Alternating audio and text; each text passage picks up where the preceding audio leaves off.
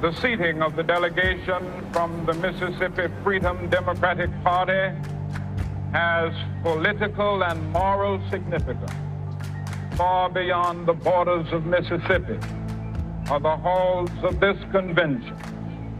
It is the very terror that these people are living through that is the reason that Negroes aren't voting, that they're kept out of the Democratic Party by the terror of the regular party. And what I want the Credentials Committee to hear is the terror which the regular party uses on the people of Mississippi, which is what Reverend King was explaining, which is what Aaron Henry was explaining, and which is what the next witness will explain, Mrs. Fannie Lou Hamer.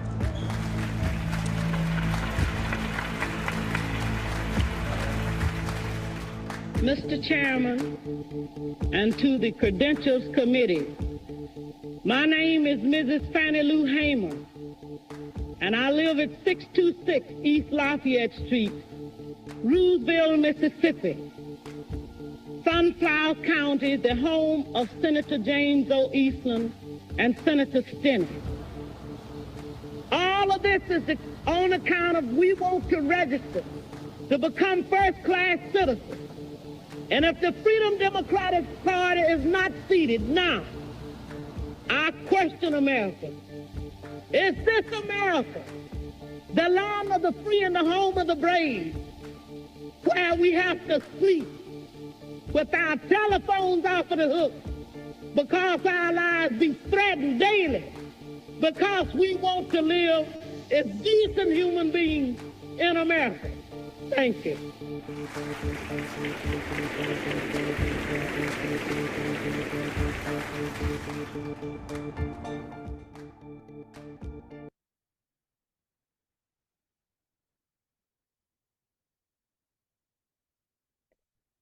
Good evening, family, and welcome. My name is AKILI. I'm the director of the FANNIE LOU HAMER Institute.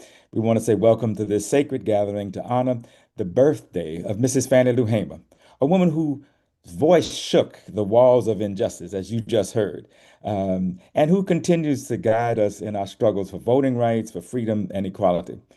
We're still fighting for freedom, honoring the legacy of Mrs. Fannie Lou Hamer. Today, we're going to celebrate not just her power, but her essence, the person. We celebrate the sharecropper, the trailblazer, and the leader who stood before the world and declared that nobody's free until everybody's free. We're here to carry on that torch. We're also here because we want to acknowledge and recognize and remember Sister Assata Shakur, who, like Fannie Lou Hamer, was beaten and tortured for standing up for Black liberation. She just passed away, and we are still in that mourning process, but we are all happy that she died free in Cuba. And so we want to recognize Assata Shakur, and as we have affirmed at all of our meetings, that a statement that that she made that's been something that has guided us throughout our efforts here with the Fannie Lou Hamer Institute and Black Lives Matters Grassroots. We always invoke this affirmation. It is our duty. It is our duty to fight for freedom.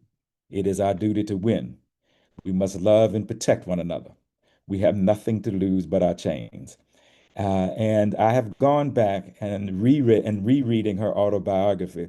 And there in the third chapter, she actually says those words.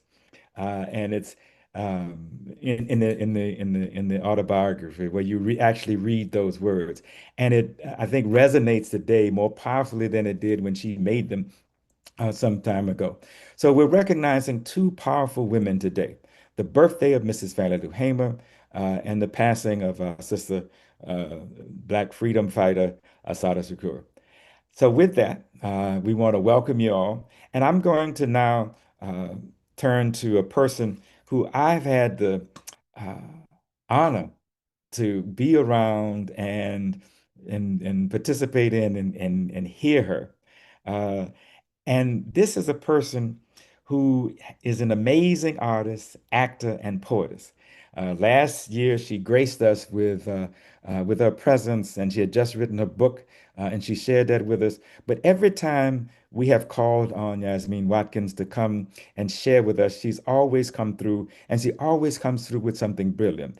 So with that, I'm going to ask that Sister Yasmin Watkins join us and share with her her brilliance, her artistry, and her poetry. So would you all welcome and acknowledge Sister Yasmin Watkins?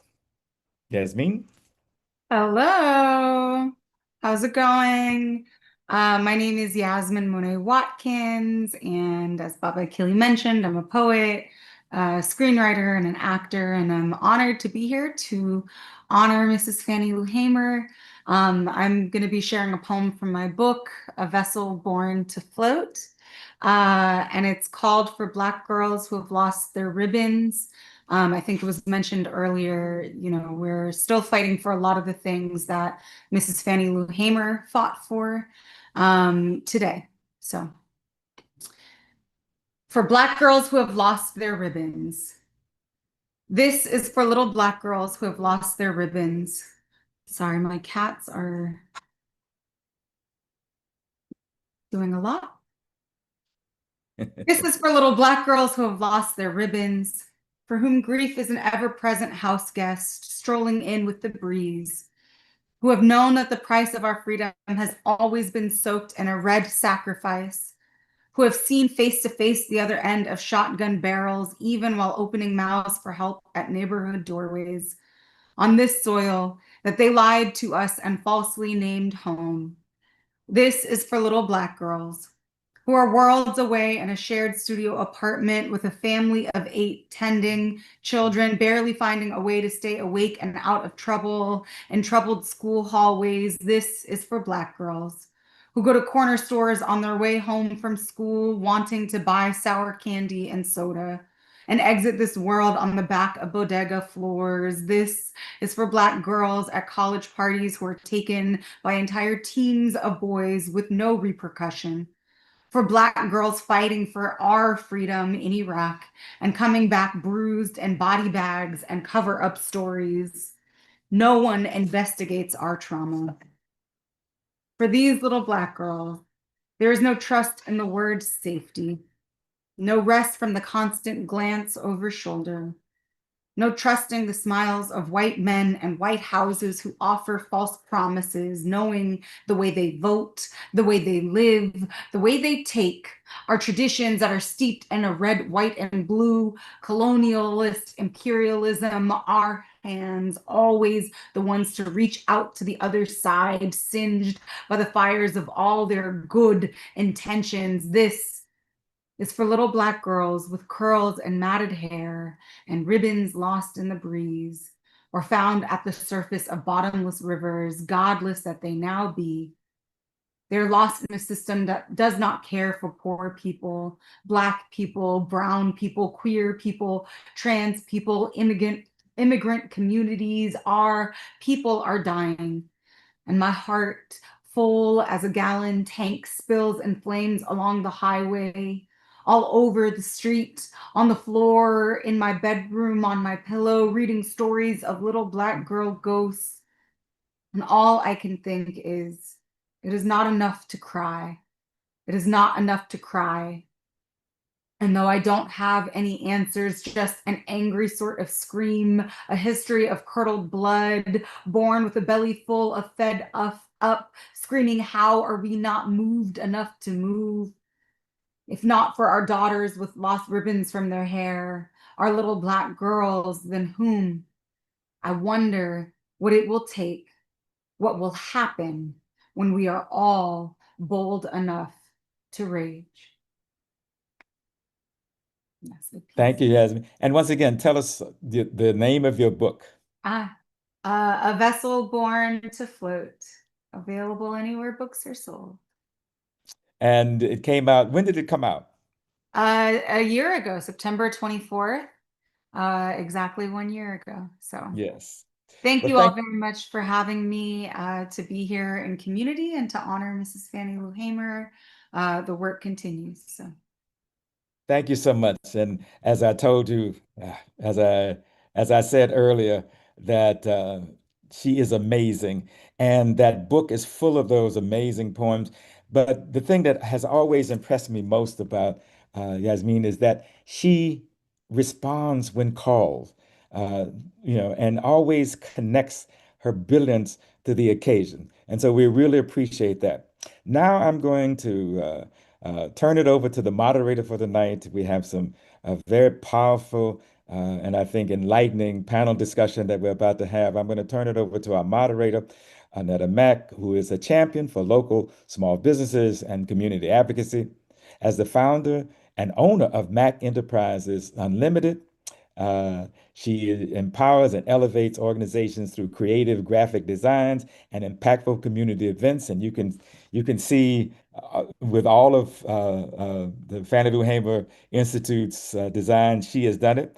Arnetta serves as a commissioner on the Los Angeles County Small Business Commission and as a board member of the Los Angeles South Chamber of Commerce, where she tirelessly promotes local enterprise and economic equity.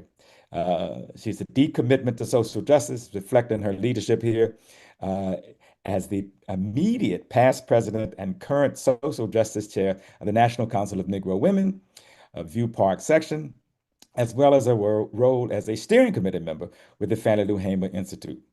For over a decade, she's dedicated herself to fighting for social justice, and through her work with the SCLC, the Southern Christian Leadership Conference, it is a part of her advocacy work, building bridges for community, for business, and justice.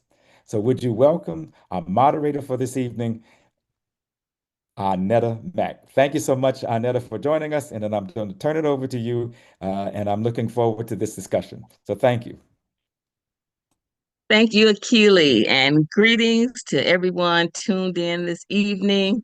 Welcome again to our virtual celebration in honor of the indomitable Fannie Lou Hamer. Let me correct that and say Mrs. Fannie Lou Hamer. Yes, a woman whose courage, conviction, and clarity of purpose continue to guide the struggle for freedom and justice today.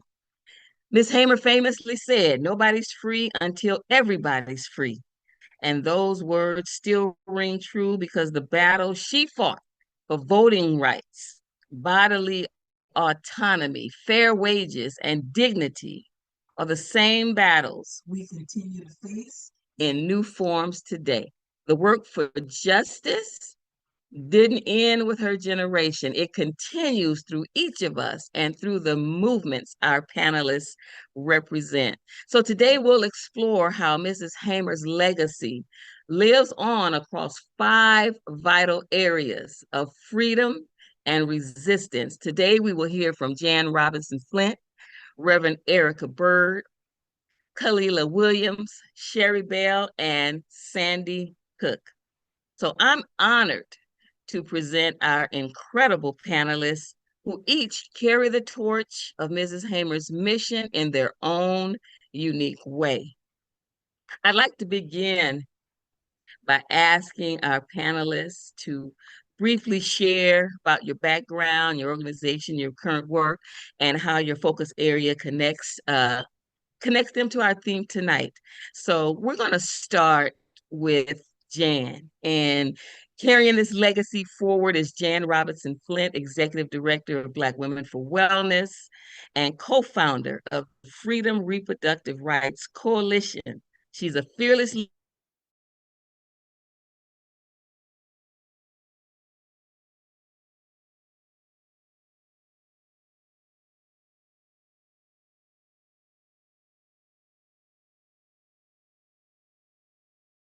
appreciate that. I want to say 2 things about us and cultural narrative. We, as Black folks in this country, have to celebrate our own holidays and our own culture. So celebrating Fannie Lou Hamer's birthday on her birthday is important. It's important in terms of recognizing our history. This year, in 2025, we had a celebration of Ida B. Wells. We had a celebration of Malcolm X. We had a celebration of Harriet Tubman. We had a celebration of Martin Luther King Jr. And so I am delighted to participate in celebrating Mrs. Fannie Lou Hamer as we put that cultural shift and give our community holidays, heroes, and heroines that relate to the history, the struggle, and liberation of Black people here.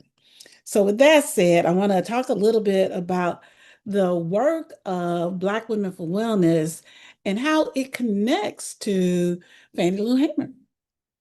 So when I think of words, or even when I look up words that describe Fannie Lou Hamer, I hear words like civil rights activist, voting rights activist, and women's activist.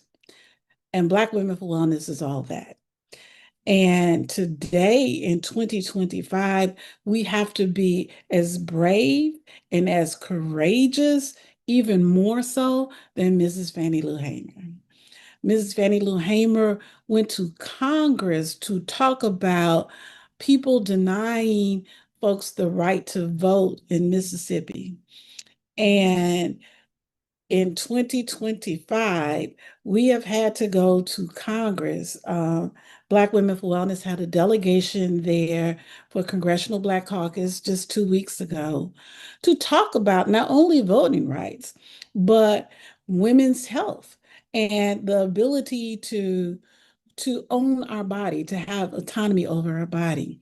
So in addition to our VREAM, Voting Rules Everything Around Me, civic engagement program, where we talk about voting rights, where we do field in terms of we do door knocking, we do phone banking, we do text banking, we attend community events where we talk about voting. And we talk about being an informed voter, because if a democracy is to work, the electorate needs to be informed. They can't just be blindly voting. They need to have information and make decisions that look at the horizon. So that's what we do at Black Women for Wellness with our civic engagement program. We also started with a background of reproductive justice, right? So there are 4 tenets to reproductive justice. One is the right to have a child. If you know anything about the history of Mrs. Fannie Lou Hamer, we know that she was involuntarily sterilized. She had what they call a Mississippi appendectomy. So we are still fighting for the right in 2025 to have a child and live, and to have that child live. So we call that maternal and infant health. Black women and Black babies have huge and growing, unfortunately, health inequities when it comes to maternal and infant health. Some of the things we've done, we've passed policies around implicit bias, meaning that folks who work in the perinatal, that's the frontline staff, those are the OBGYNs, the phlebotomists, the nurse practitioners, all of those folks have to have training in implicit bias. So therefore, we're asking them to recognize their racism in hopes that when they recognize their racism, it helps them make better decisions when Black folks present in pain or when Black folks say something is wrong, right? So we have also passed policy around Black folks having access to doulas, especially those who are on Medi-Cal. And currently, the government shutdown that we are all now experiencing is about Medicaid, Medi-Cal. It is about the right to health care. So Ms. Fannie Lou Hamer was talking about that right to health care and was I want to say victim, but I can't think of a better word at the moment, but was victimized by being involuntarily sterilized. So we talk about the right to have a baby. We talk about the right to own your body and not have a child. We talk about the right to raise your child in a healthy environment. And we also talk about the right to enjoy your body. So those are the four tenets of reproductive justice: the right to own your body, so you can get birth control, abortion, or whatever you need to own your body in healthcare; the right to have a child, right? To not be involuntarily sterilized, to not be a victim of maternal and infant health from provider neglect or ignoring; to raise your child. We have an environmental justice program right now that looks at, in Los Angeles, quite recently, there was a fire and an explosion at Chevron oil refinery. And what did that mean for the people who live around there? What does it mean that Black women are overexposed and underprotected from toxic chemicals in our personal care, our hair care, our beauty routines, and our cleaning products? And the right to enjoy our bodies. So those are two of the ways, or three of the ways, that Black Women for Wellness are connected with the work that Fannie Lou Hamer was doing through voting rights, through reproductive justice. And we are, like I said, once again, thank you, Arnetta, for inviting us.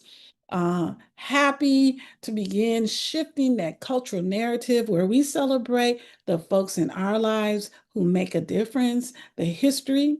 And thank you all for pausing to acknowledge the passing of Sister Assata Shakur. That is so important. Black liberation fighter, the Black Panthers started so much that we are still not giving them the proper acknowledgement and credit for doing. And looking forward to questions and interaction as we move on. Thank you so much, Jan. We definitely will have more interaction, and we're going to dive a little deeper with you as we move on. But right now, I'd like to bring to the forefront a modern day testament to the power of spiritual movement as resistance, and that is Reverend Erica Byrd. She embodies the truth that the pulpit is a platform for liberation, channeling faith into fierce advocacy. And we see her right here in our community. Please welcome Reverend Erica Byrd. Thank you. Thank you very much for the introduction, Arnetta, Sister Arnetta, and thank you, Baba AKILI, for this invitation. And I just want to greet each and every one of the panelists here, the distinguished women who have been invited, and just to acknowledge that this is a very critical time in our lives. We've never, ever seen anything like this before. And so it calls upon us to live the legacy of Fannie Lou Hamer, Mrs. Fannie Lou Hamer. So I am a minister with KRST Unity Center of African Spiritual Science. We began as a unity church many years ago and transformed unity to what we are now as a teaching institute for African spiritual science, which focuses on Kemetic teachings as well as traditional African philosophies and spirituality. So my role is I am a minister, I am a counselor, I am a marriage and family therapist, I am a community activist, I am passionate about the work that we do. I am a member of Black Women for Wellness, and I honor Jan and all of the work that her organization has done, and her leadership and her vision. And I am also a member of ASCAC, the Association for the Study of Classical African Civilizations, where this institution is to rescue and reconstruct our history and our legacy. So there are many aspects of the work that we do that relate to who Sister Fannie Lou Hamer was and is as our spiritual guide, continuing that she embodied that which we know to be the principle of Ma'at. Ma'at is truth, justice, righteousness, balance, harmony, reciprocity, and there can be no liberation unless we are telling the truth. It is said that silence is language. If we don't express our words, if we don't stand up for what we know is unjust, then that silence is going to permeate through our community and through the world, because there's so much injustice that is going on throughout the world. And our beloved Fannie Lou Hamer knew this, and she fought for the human rights. We all are endowed with that spirit that tells us that we are powerful and we are intelligent, and we have the power of our spoken word. In our Kemetic language, it's called Heka. We can speak a word into existence. And so we teach and know that as we are speaking, we are free. We are free. We are liberated, and we have the power to move on our behalf. The things that are going on right now are so unconscionable, unimaginable, that it must compel us to act, to do something about it. The genocide that is continuing to happen, the imbalance in the inequities in the wealth, and in the housing and homelessness and healthcare. All of these things require that we act on the behalf of our brothers and sisters. So my role is to help to teach and inspire and point our people back to the history that has brought us through.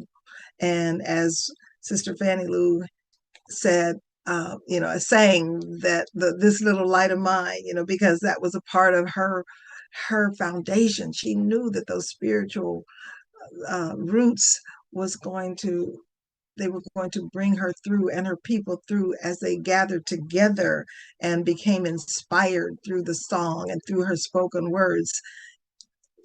Those spoken words inspired me today.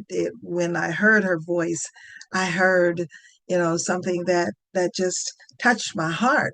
It continues to do that because there's a truth that comes through her. There is a dedication that there's a passion that is hers. And we all have a particular purpose to come here to do, whether it is artistic expression or whether it is whatever it might be. We have a purpose. And so when we tap into that purpose and we do not allow fear to negate what it is that we have been called to do, then we're given the strength, as Sister Fannie Lou Hamer was given the strength to endure, to continue to endure those beatings and those horrific moments that she had to go through. And she did it because she did say, as it was said, not until no one is free until all of us are free. And so she knew this so deeply. We just can't thank her enough, and we can't thank all of the writers and the individuals who are keeping her legacy alive and our history alive, that we can point back to and say, if it was done before, we can do it now. And so we mustn't allow the lies to overcome us, the lies that are being told, because we see that if we don't speak, if we don't vote, if we don't adhere to the principles that we know are ours, that have been given to us, then this man is going to move further and further and further into so much injustice we can't even imagine. And we will lose our right to even vote and to and to remain a democracy, because he seems to just believe that this is a place that belongs to him and all of the other people who are like him. So we don't have a choice, sisters and brothers. We don't have a choice. I don't have a choice. I am a mother, a grandmother, and a great grandmother. And I think about my children, but I think about all of the children who are coming through these times, these very, very difficult times, that we must put light around them and keep them safe, because they all are at risk of so much right now. So I will end at this point and just welcome any questions and comments that you all have. Thank you so much, Reverend Byrd. We needed to hear that. And we're going to ask you to expound a little bit more in our next round of commentary. But now we're going to turn to the vital fight to protect our narrative. In the spirit of Mrs. Hamer, who insisted that we tell it like it is, we welcome Kahlila Williams. She is the guardian of our truth, discussing with us today, hands off our history. Has everybody heard about that? Hands off our history? That means a lot. You know, we're trying to ensure that our stories are taught, our stories are honored, and never erased. Please welcome Kahlila Williams. Good evening, everyone. My name is Kahlila Williams, and I'm deeply honored to be here continuing the legacy of Miss Fannie Lou Hamer, who, a powerful woman, who refused to be silenced and reminded us about the truth of who we are as an act of resistance. So as mentioned, I am currently a community organizer with Students Deserve. I am also currently on staff, so I am a youth and alumni organizer. I'm a part of Black Lives Matter Grassroots, and I am also a PhD student at USC's Rossier School of Education. So with that, as I mentioned, a lot of my background is in community organizing, specifically with Students Deserve, which is a youth-led organization in Los Angeles, which does the work to ensure that Black Lives Matter in schools. Doing this by fighting for police-free schools, restorative justice, and implementation of policy that protects our students in schools that are faced, especially in this time, with the most critical challenges, such as our Black, our brown, our undocumented, Indigenous, and LGBTQ students.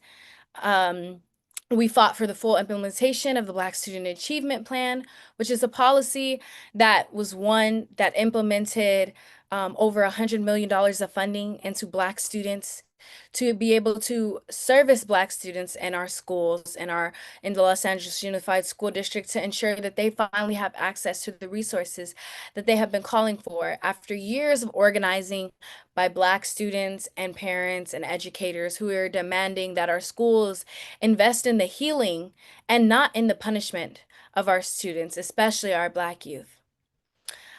With my journey at Students Deserve has kind of also shaped my academic path.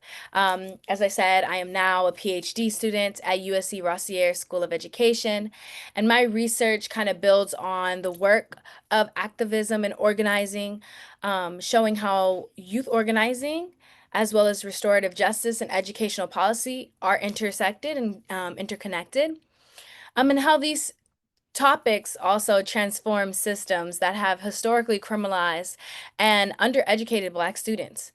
So in many ways, my scholarship is a continuum of the same freedom in the work that we do in the community every day, that I do with Students Deserve, that I've done with Black Lives Matter, Grassroots, Black Lives Matter, Youth Vanguard.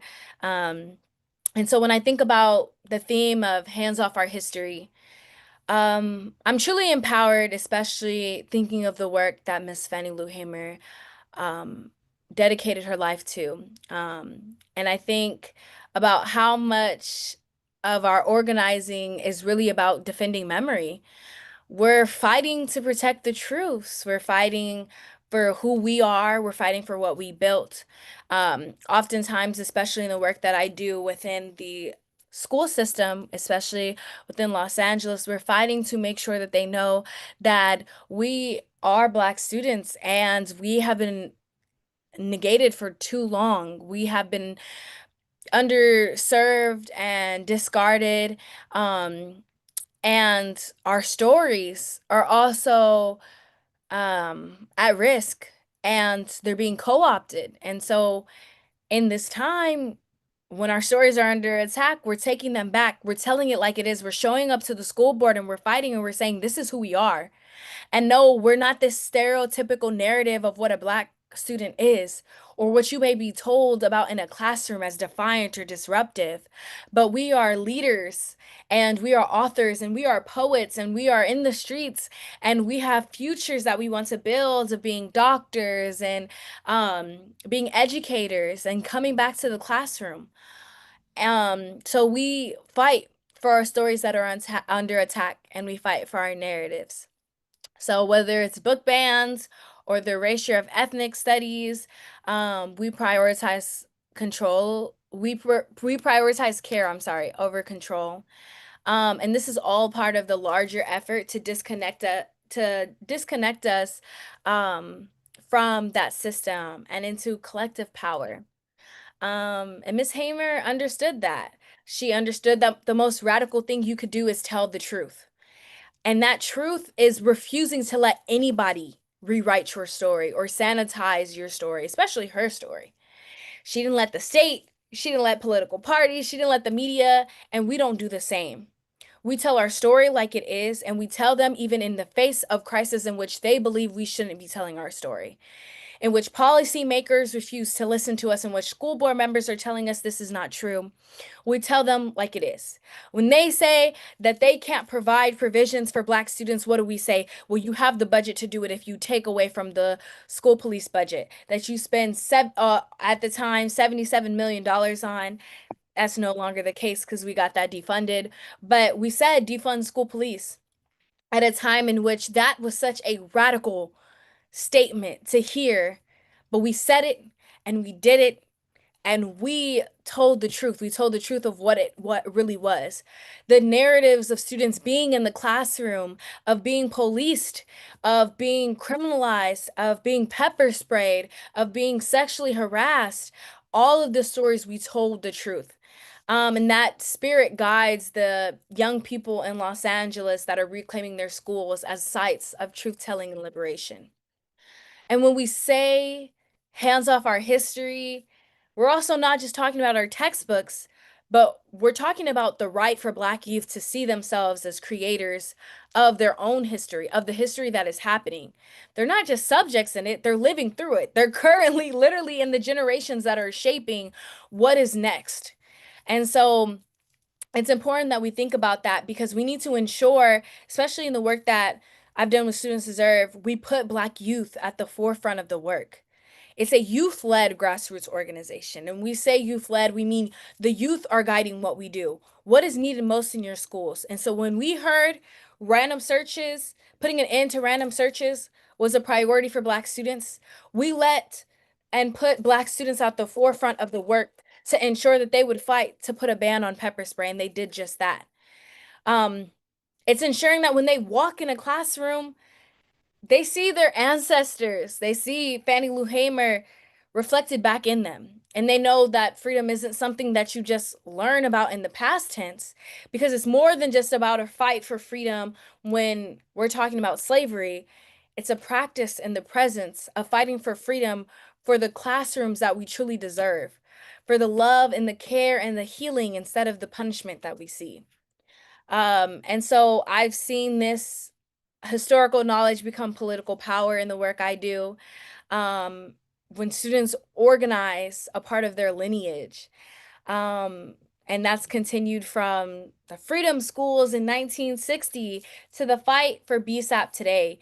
And we see this in the movement, and this realization shifts everything. Because these are the forces that are trying to erase our history, are the ones trying to police our schools and cut our funding and silence our communities. But as Ms. Hamer has taught us, as everyone who has mentioned, nobody's free until everybody's free. So while we're talking about what does it look like to have an equitable school system, you can't just say that all of these other racial groups are fine and Black students aren't, so that it's okay. No, nobody is free until everybody is free. And so our fight for educational justice, for truth in the classrooms, for safety without policing, is a continuum of freedom struggle that Ms. Hamer taught us. And so Hands Off Our History is not just a warning, but it's a call to action.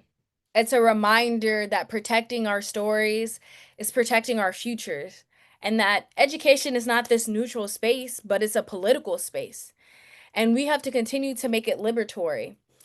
And that means fighting for it. It means fighting for the freedom and what we want to see. So whether we're in the classrooms or we're in the churches or we're in the streets, we carry forward the same message that Fannie Lou Hamer carried, that freedom requires truth and truth requires courage. And so tonight, we honor her by recommitting to that courage. And I honor her by recommitting to that courage to ensure that students and our people and our histories remain unapologetically Black, remain unshaken and unforgettable.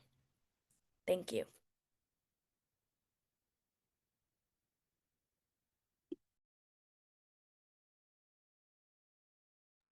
Wow, that was amazing, Kahlila. That was awesome. She said she sees our historical knowledge becoming political power, and the youth are guiding what we do. Protecting our stories are protecting our futures. Thank you so much for that.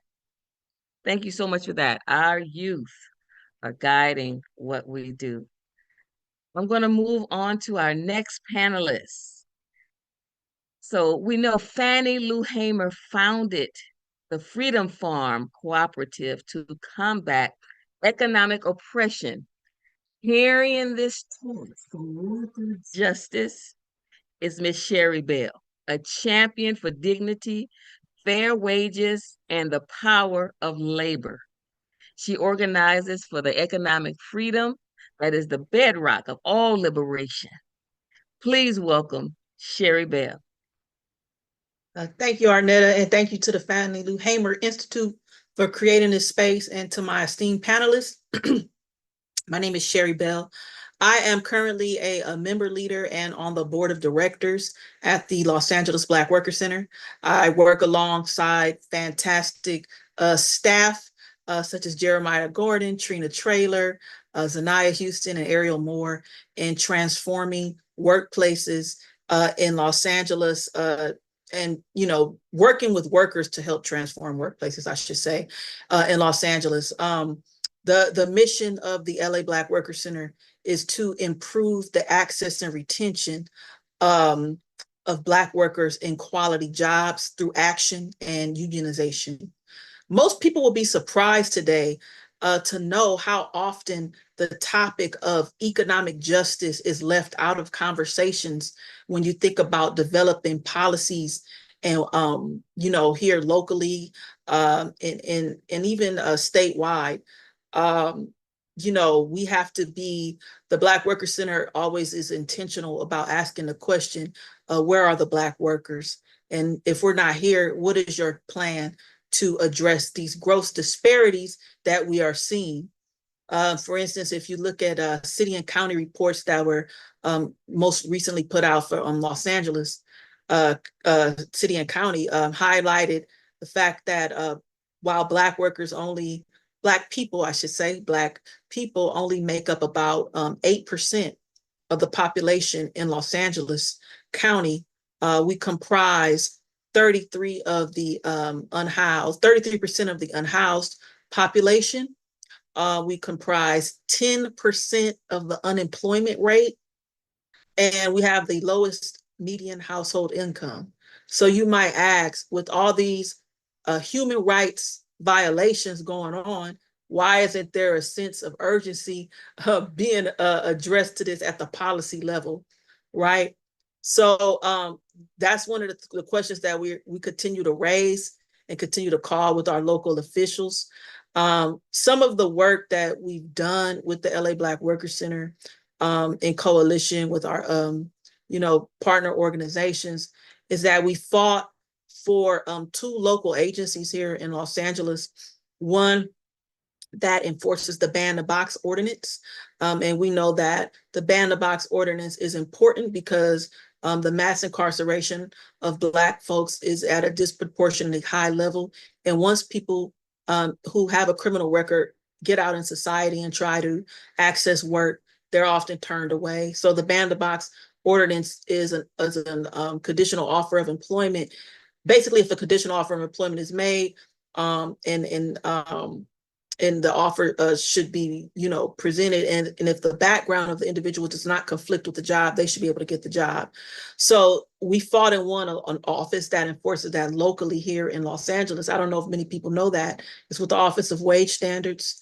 The LA Black Workers Center also advocated for and won a local office here in the city of LA that addresses employment discrimination.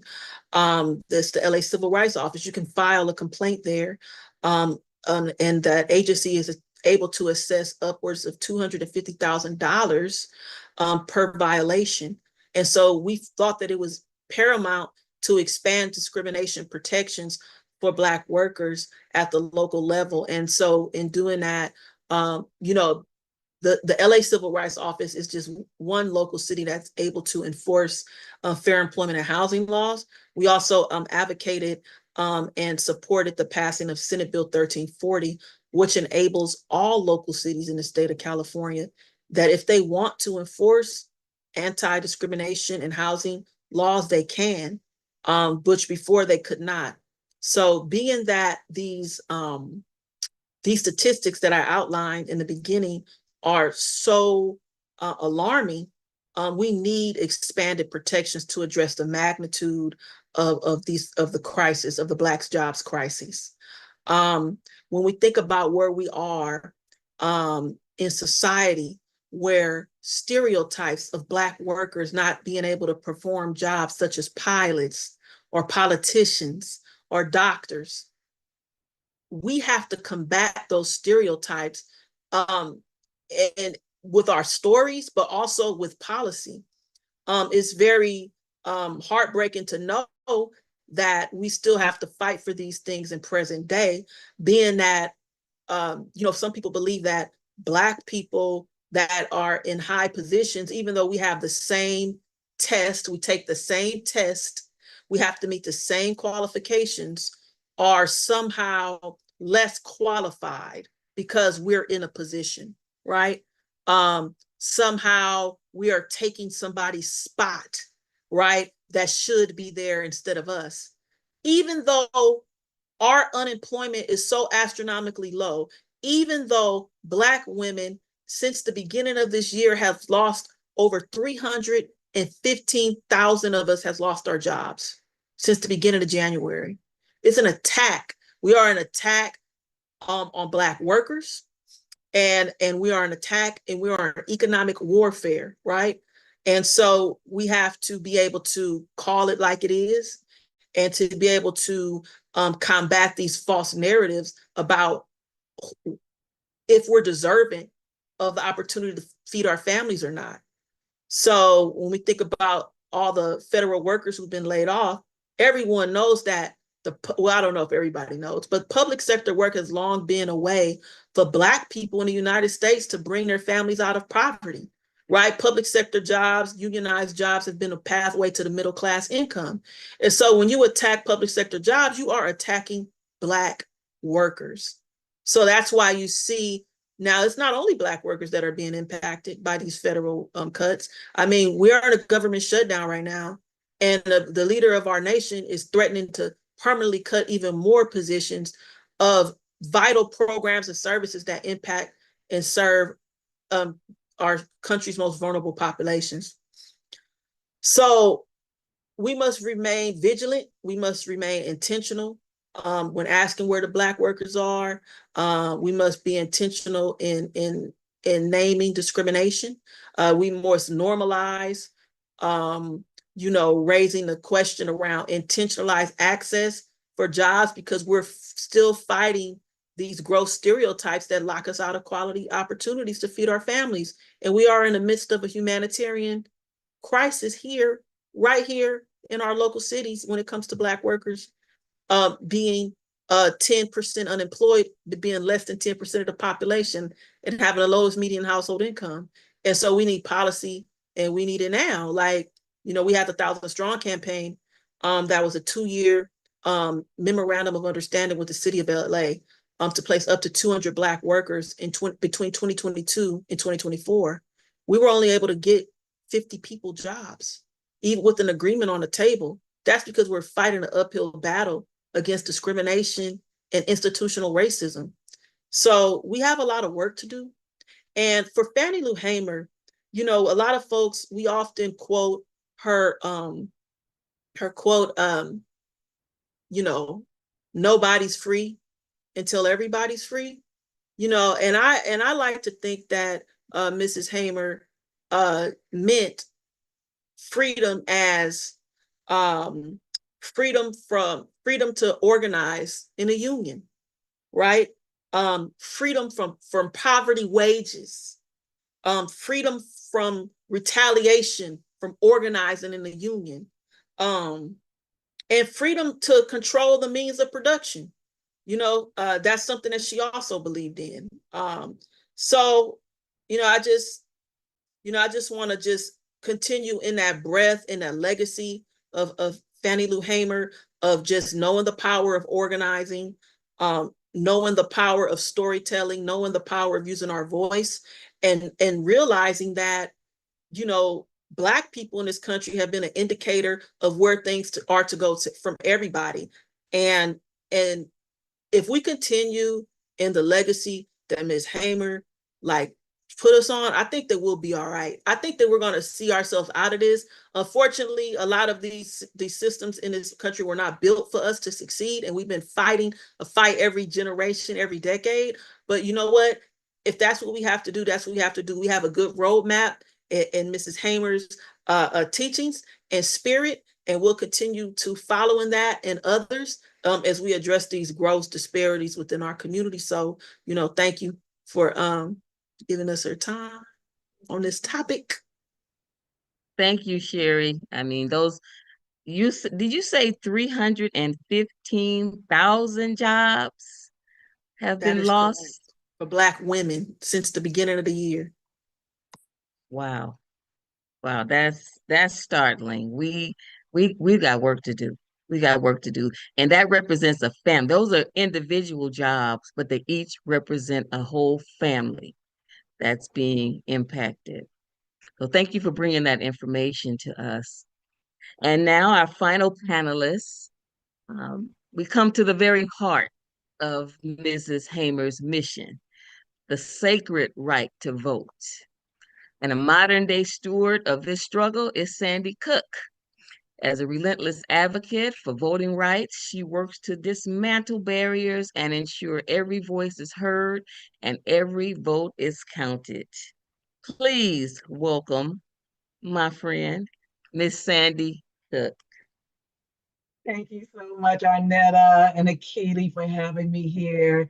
I love you all. You're all family, and I'm so honored to be here with these my esteemed panelists. I feel like I'm in tears right now.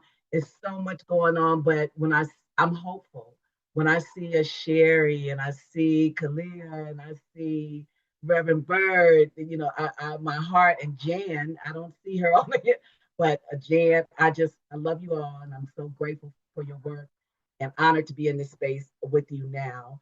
And, you know, and yes, in AKILI, I'm honored to be serving as a steering committee on FANNIE LOU HAMER Institute.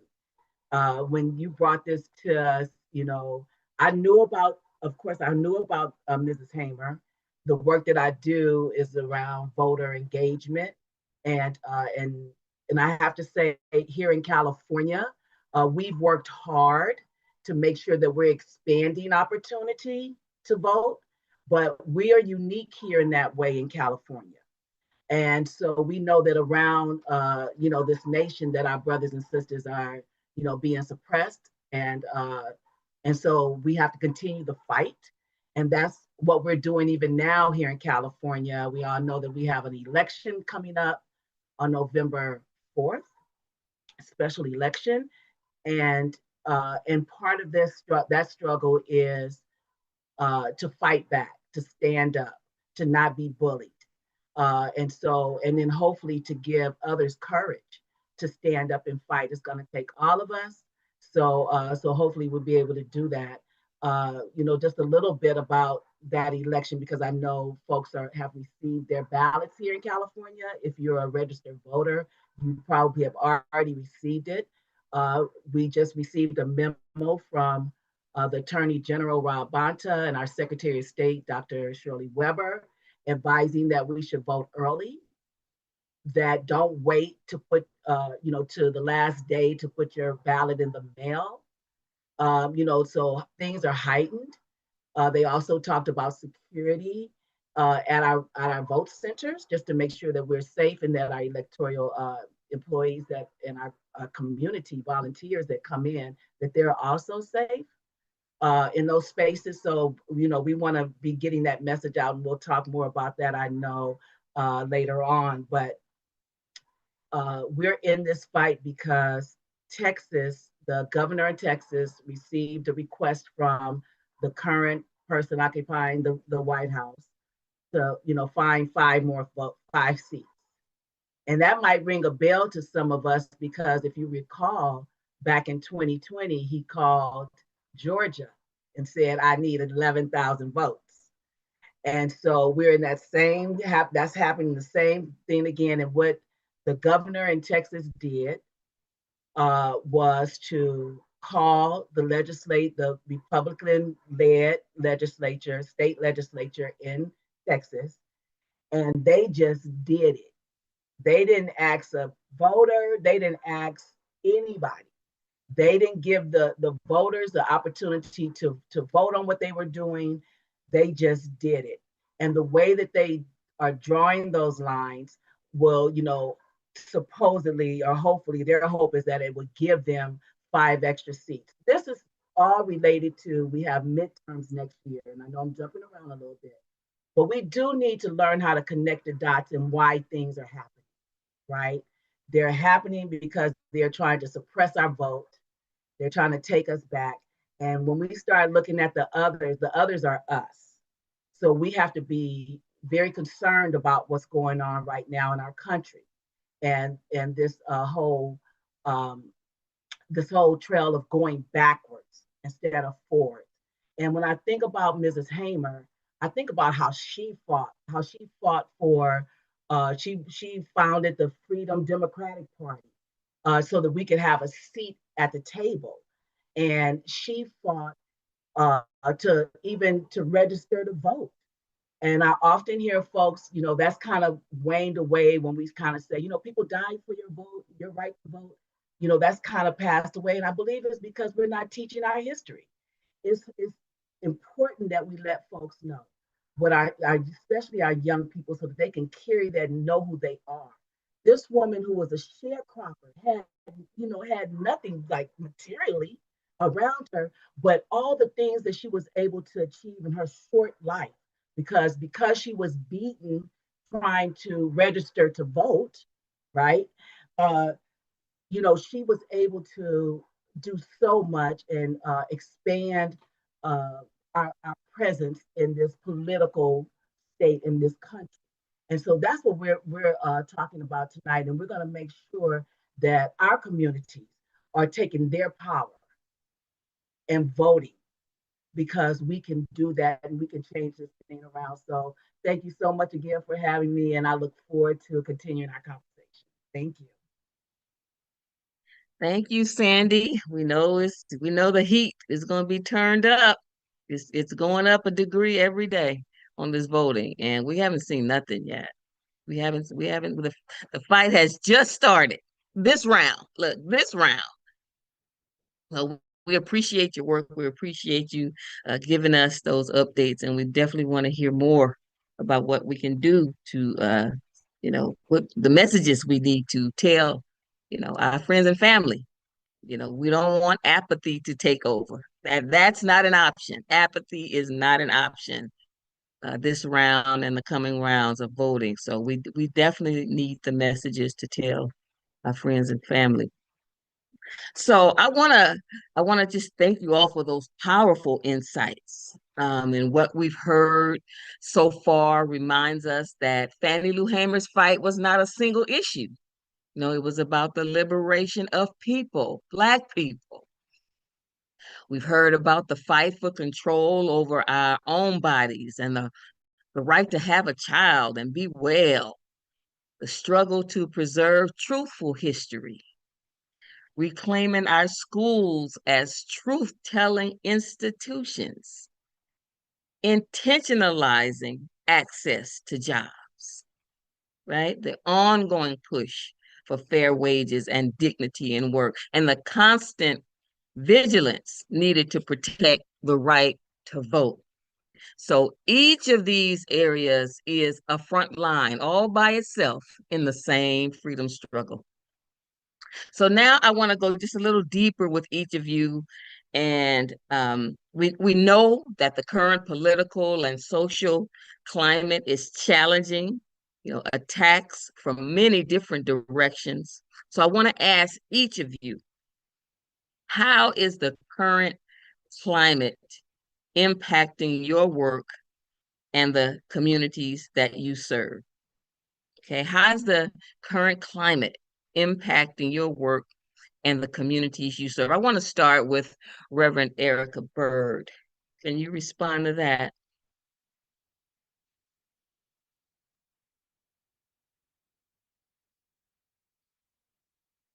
Yes, thank you for that question. And for me, I think this current climate deepens my commitment to educate other people and to inspire and to organize.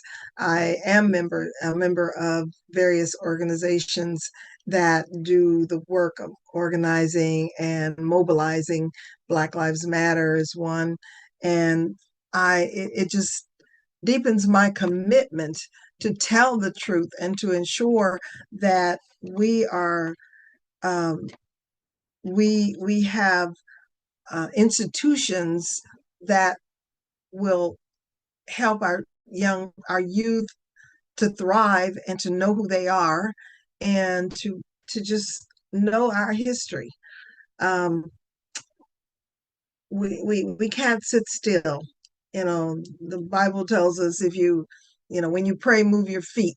And there's so many other quotes and parables and things that give us direction as to what we are to do. And I follow our ancestors. I follow the teachings of Mrs. Hamer and certainly others of our scholars and teachers. So just more of a commitment and being active in the community and sharing what I know and helping other people to heal,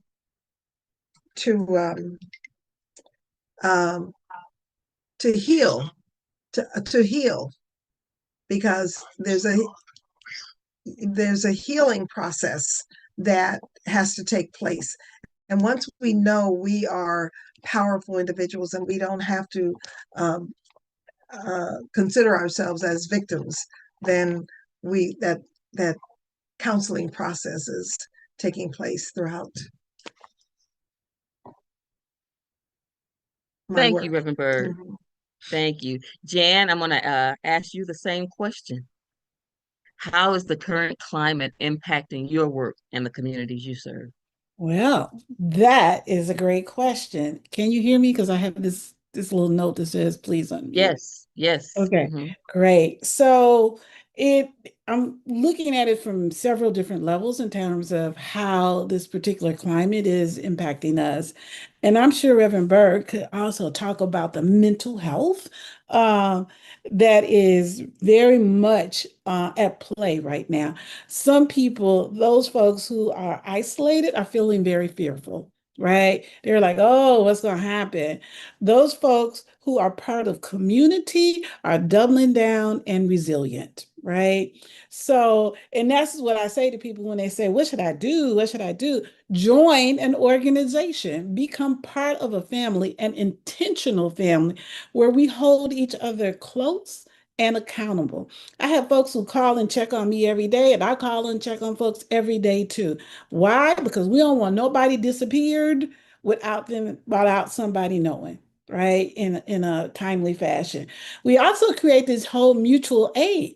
Black Women for Wellness started doing a food distribution program with the COVID era, right?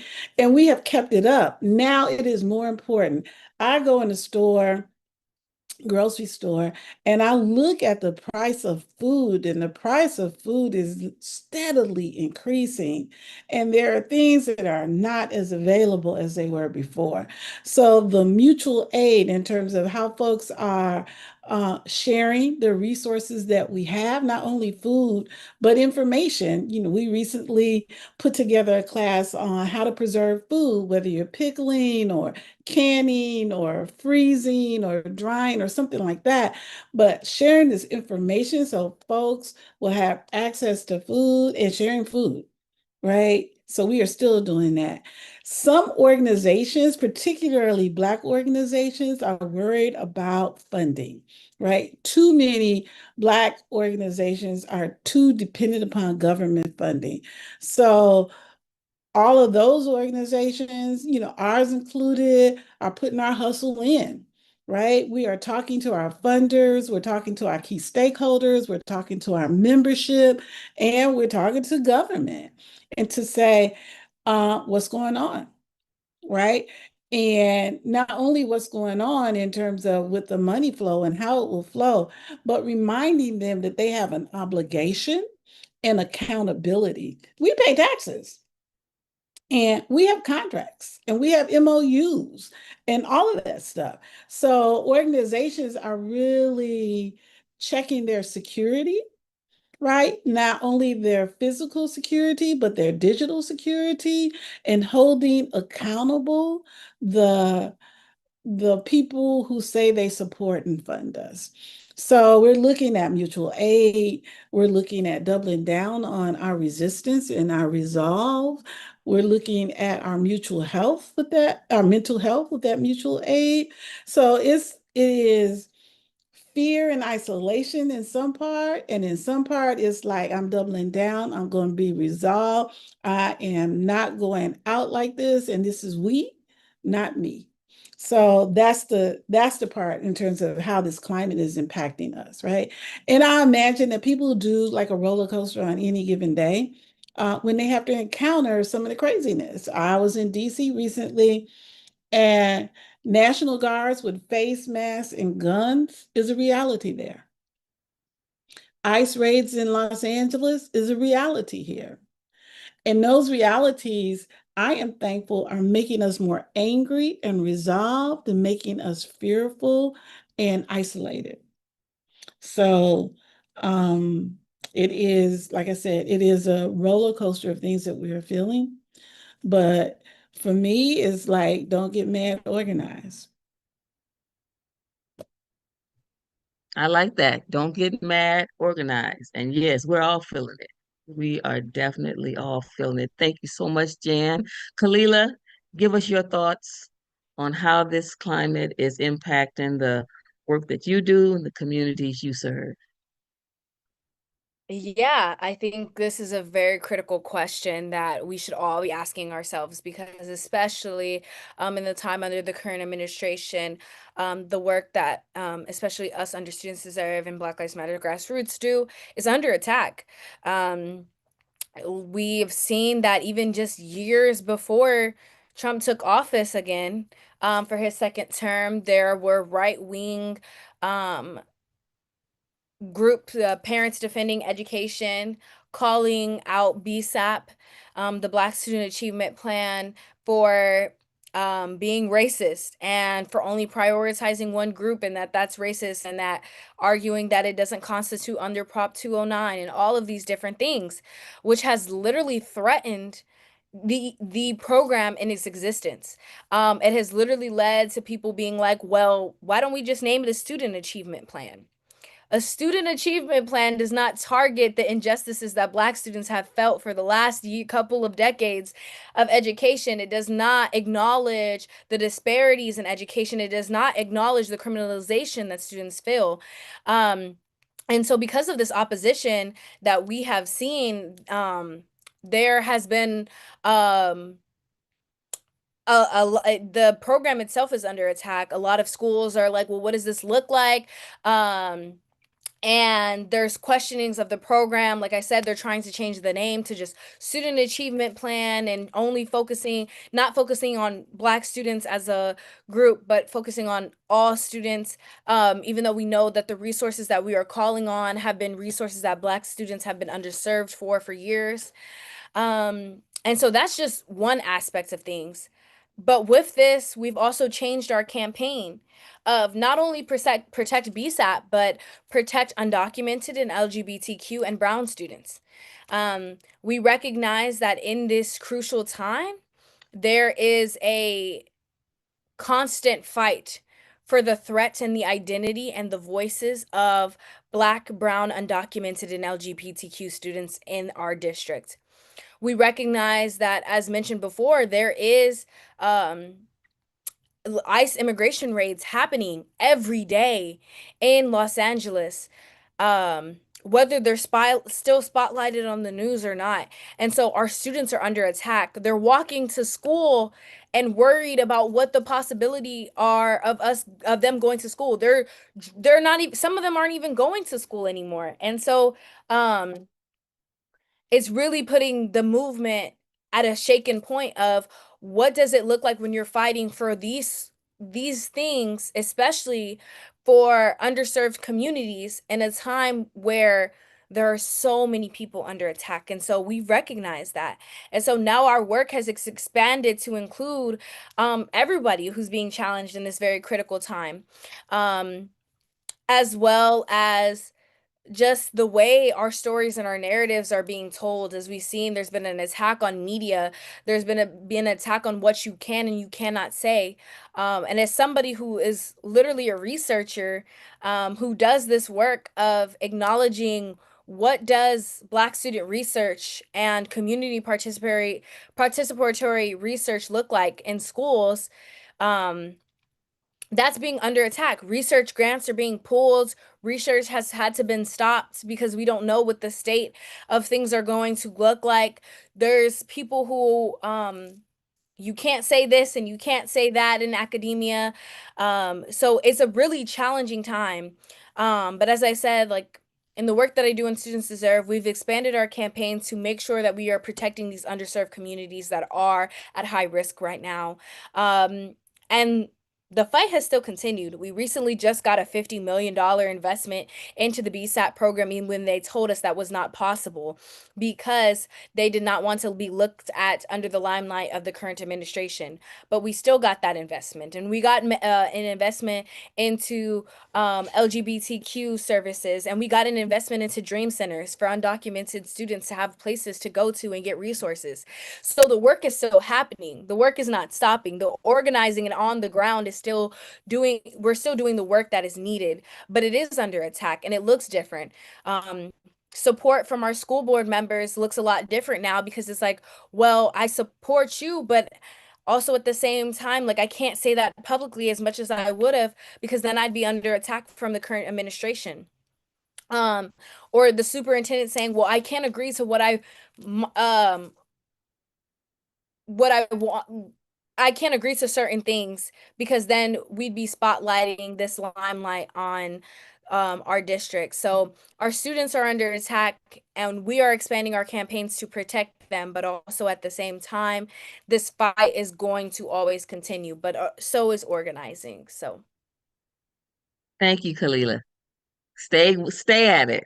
Stay at it, sis. We need you. always. We need you.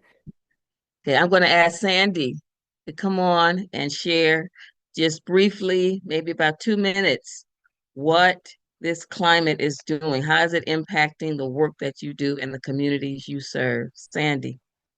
So, yes, of course, it's being impacted. I think some of the panelists brought up the fear and the emotional, the mental health piece that's going on that is impacting the work that we do as organizers out trying to talk to folks about issues when they're trying to stay safe, right? So we are concerned about, folks coming out to even participate in this special election. We always know that it's low turnout during special election, but if there is more interest, and we are hopeful behind that people are gonna turn out and put their voice on this again. This special election that we're having here in California is a complete result of what Texas was doing to suppress the Texas citizens from their vote. They're trying to roll things back. This is a result of the Shelby versus Holder verdict from the Supreme Court in 2013. And in my humble opinion, as a result of electing a Black man twice, we started rolling the protections back out of the Voting Rights Act of 1965. And this is why we're here right now. So this is to help us to shore it up, to get folks ready. We should, organizing is just building relationships. So I want to ask everyone that's watching us and hearing us, go on your phone and call your family, your friends, let them know that there's an election coming up. Help them along the way. You can go to vote411.org, and no matter where you are in the country, you can see what's on your ballot. You can also see the pros and cons of this one question that we have on this ballot on November. And we want to encourage folks to vote early. Do not wait. This has been a press release from our Attorney General, who is the top cop, and then our Secretary of State, who is giving us this directive, like we should, vote early. You have your ballot. You can put it in the mail without a stamp. The boxes that you see are all around. You can put it in the drop box. They're picking them up every day. I want to also encourage folks to track your ballot. You can go to the Secretary of State's website and find that you can track your ballot. You can know when they have mailed it, when they've received it, and when your ballot has been counted. So we want to encourage folks to encourage others, encourage those around you, be strong. I still go back to, Mrs. Hamer, how, couldn't even imagine being in that situation, because for what she fought for, we have so much more. So I just want to encourage folks to stay engaged. I think Jan was saying, join an organization. There's so many organizations out there that you can join. To help, move you along, in organizing and give you some skills and tools. I know Black Lives Matter is grassroots is represented here, and they have great training programs there. But let's get out there and vote and get information from our trusted, our trusted leaders, and get out there and share that information. So yes, don't forget. You have your ballots. If you don't, you can go into the centers when they open on October 25th. You can, what they call conditional vote, meaning that you can register the same day you vote. So if you haven't registered or you need to change your registration, you can walk into one of the centers. If you're in LA County or whatever county you are throughout the state, but we're in LA County, you can go to any vote center and you can go in, fill out a voter registration form, and they will give you a provisional ballot. Once they clear you, they will count your ballot. And if you put your tracking on there, they'll let you know when it's been counted. So I want to thank you all again for that, for this time to share that information. So yeah, let's look up. I'm hopeful. We should always stay hopeful, and we can do this. So thank you. Thank you, Sandi. I appreciate that information. And if you're viewing on Facebook, we have lots of links in the chat for you to follow up. And there'll be more information that we're going to give you in just a second when we do our official call to action. But we're going to get a final comment from Ms. Sherri Bell. Sherri, give us some final thoughts. You can, reflect on that question or just close out the panel with, any words you want to share with the listeners tonight.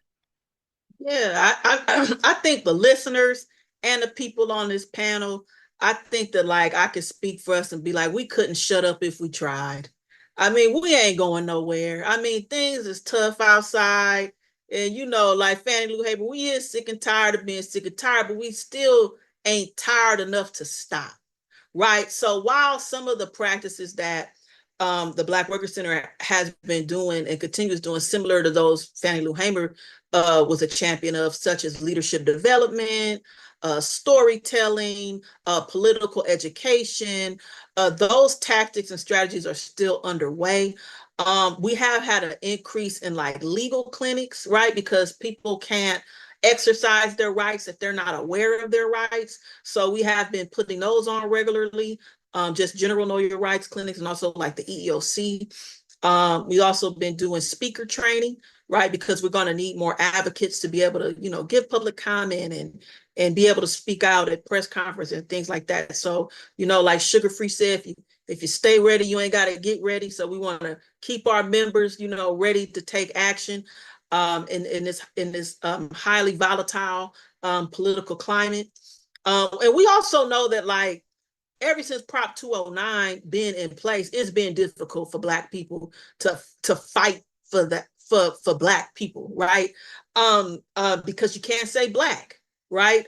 But we can still fight for fairness and equitable treatment, and to address the gross disparities that we see when we look at our infant mortality rates, or our unemployment rates, or voter turnout, right? We can definitely target what needs to be targeted. That hasn't changed, but there is an increased scrutiny on saying the word Black and whatnot, but that's not going to stop us either. We're just going to be more creative and work around it.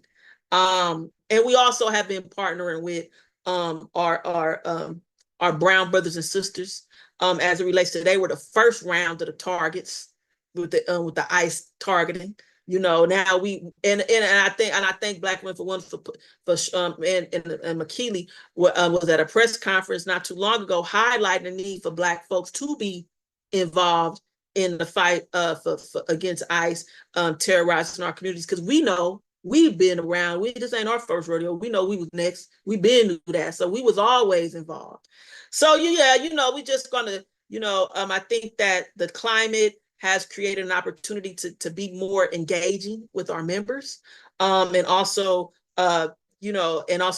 training people to be able to exercise their rights and be public facing and advocating for the much needed change that we're going to be consistently pushing for, and we're not going to stop. So yeah, that's about it. Thank you so much, Sherri. That was great. Jan has put in our chat to join an organization whose values you share and hold yourself and them accountable. Donate, find your family and hold them close. Be inclusive. This is the time to tear down false barriers. Class, gender, sexuality, education should not be barriers for us now.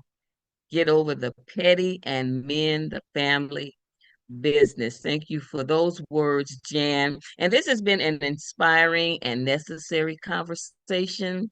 I thank you for allowing me to be your moderator. Somebody said it earlier, we can talk on and on.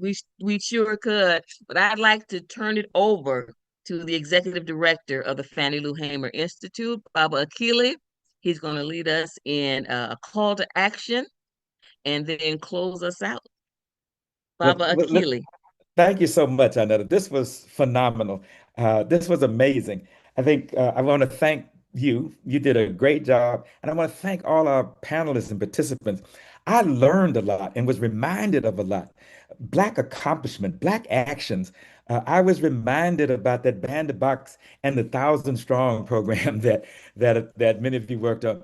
I watched Kahlila, how she has grown and developed. And she was one of the first people that we recognized at our Black History Month. And I've watched her grow and develop and graduate from UCLA, and now she's a PhD student. I've watched all of you all, and it is just inspiring to be on with y'all. So I want to thank you for enlightening us, informing us, and educating us. Let me very quickly, and I appreciate uh, Jan's call, join an organization. You certainly you can join Black Lives Matters. We're going to be meeting on the second Sunday, and I think it's coming up on the 8th. So you can Black Lives Matters Grassroots, our monthly action. So you can join us at the Center for Black Power. You can join us every Wednesday. Uh, we have targeted the district attorney because he said he's going to be prosecuting protesters, not police. And he started out, he arrested Pastor Q the day he was inaugurated. And he got millions of dollars from these police associations. So we're out every Wednesday at 4 o'clock at the Hall of Injustice to protest Nathan Hochman and police associations. We're calling for an end to police associations.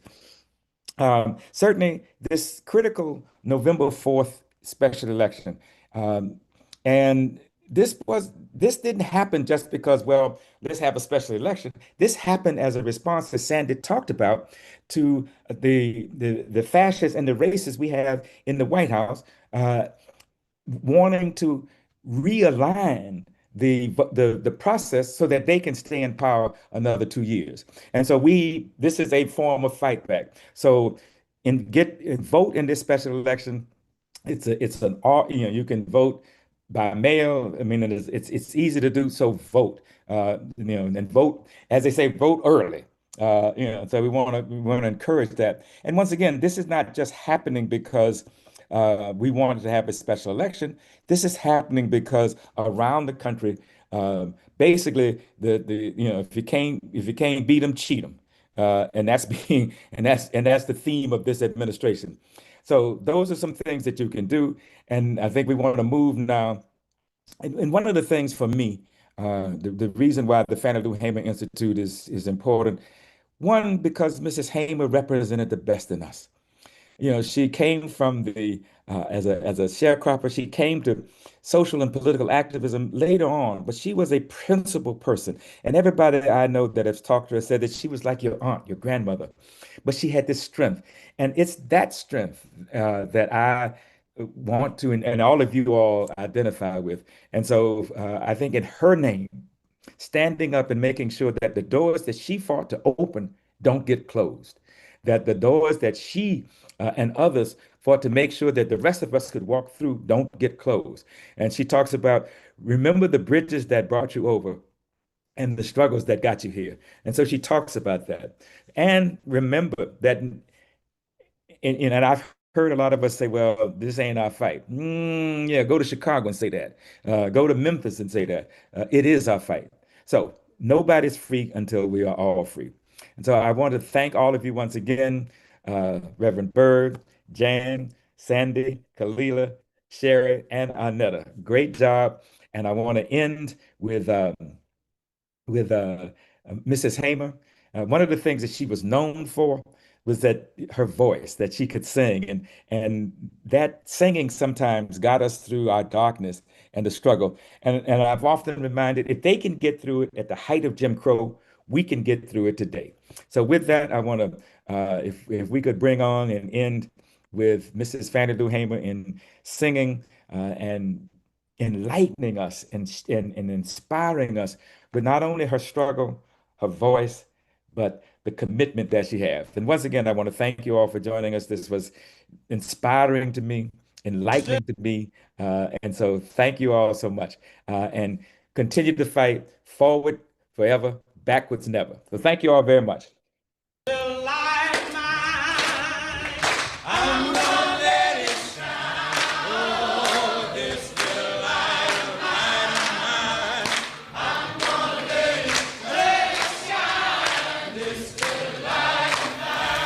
Let your light shine. I'm gonna let it shine, let it shine, let it shine, let it oh, everywhere I go, Lord. I'm gonna let it shine, oh, everywhere I go, Lord. I'm gonna let it shine, everywhere I go, Lord. I'm gonna let it shine. Let it shine, let it shine, let it go. I've got the light of freedom. I'm gonna let it shine. Oh, I've got the light of freedom. I'm gonna let it shine. I've got the light of freedom. I'm gonna let it shine, let it shine, let it shine. Let it go, Jesus gave it to me now. I'm gonna let it shine. Oh, Jesus gave it to me now. I'm gonna let it shine. Jesus gave it to me now. I'm gonna let it shine, let it shine, let it shine. I also want to thank our technical assistant, Terry Wilson and John, who helped bring this forward. And I certainly want to thank the members of our steering committee, Sandi, Vernine, and Arnetta, for planning this and making this happen. So thank you all, and enjoy the rest of your evening. And one more word, just one more thought.